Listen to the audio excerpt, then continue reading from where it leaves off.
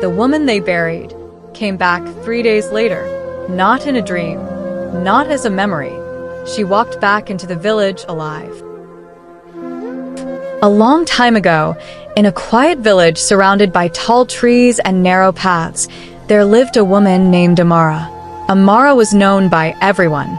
She was kind, gentle, and always ready to help. If someone was hungry, she shared her food. If someone was sick, she stayed by their side. People trusted her. They loved her. But there was one thing about Amara that people often whispered about. She lived alone, and she rarely spoke about her past. One season, a strange illness spread through the village. It came quietly. At first, it was just a cough, then weakness, then silence. People began to fall sick one after another. Fear spread quickly. Amara was one of the first to help.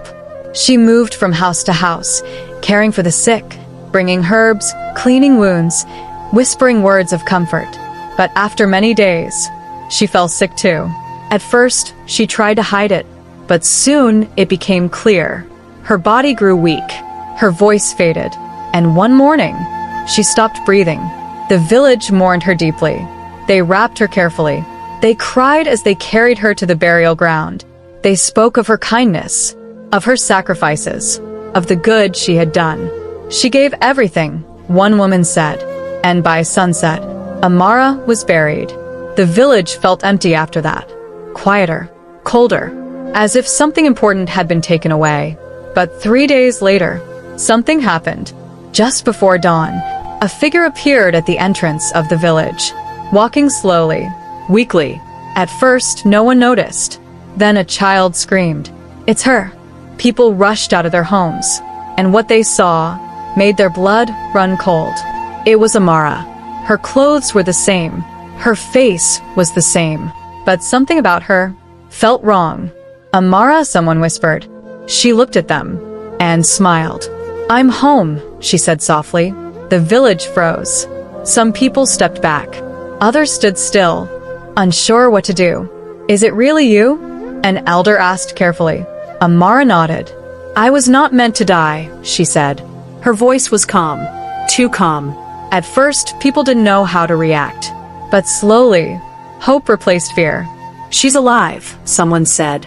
"It's a miracle." And just like that, they welcomed her back. Amara returned to her home, returned to her routines, returned to her quiet life. But things were not the same. At night, people began to notice strange things. Lights in Amara's house would stay on until morning. Whispers could be heard, even when she was alone. And sometimes, when people passed by her window, they saw shadows. More than one. Days passed. Then something even stranger began. The illness that had once spread through the village started to return. One by one, people fell sick again. But this time, it was different. They didn't just grow weak. They became quiet, still, just like Amara had been. Before she died, an elder began to suspect something. "This is not the same sickness," he said. He went to Amara's house, and what he found made his hands shake. Inside the house, Amara was not alone.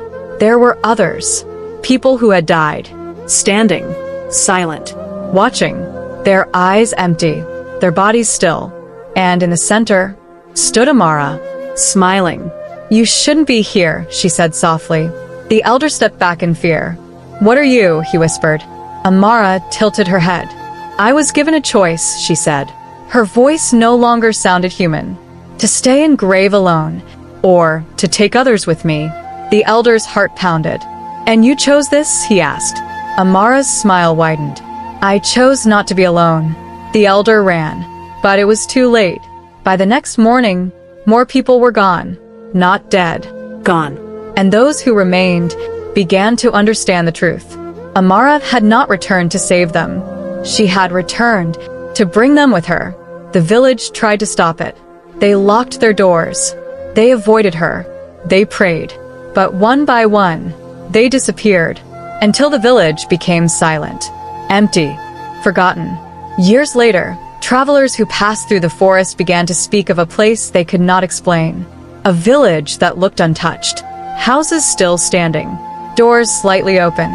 cooking pots still resting where they had been left. But no voices, no movement, no life. At first, people believed it was abandoned, until the disappearances began. One traveler vanished, then another, then a group. The stories spread quickly. Those who passed near the village at dusk often felt something watching them, something waiting. Some claimed they saw figures standing between the houses, not moving, just watching. And among them was always a woman, smiling. Eventually, the elders from nearby lands gathered. After hearing too many stories, they made a decision. The path must be closed, they said. Trees were cut and laid across the road. Warning signs were placed. People were told never to go near that place again. And over time, the village was erased from maps, but not from memory, because parents began to tell their children a story, not just about a woman who returned from the dead, but about something far deeper. They said, kindness is powerful, but it must be wise. Not everything that returns should be welcomed. And sometimes the fear of being alone can turn something good into something dangerous. And most importantly, evil does not always arrive as a stranger. Sometimes, it comes back as someone you once trusted.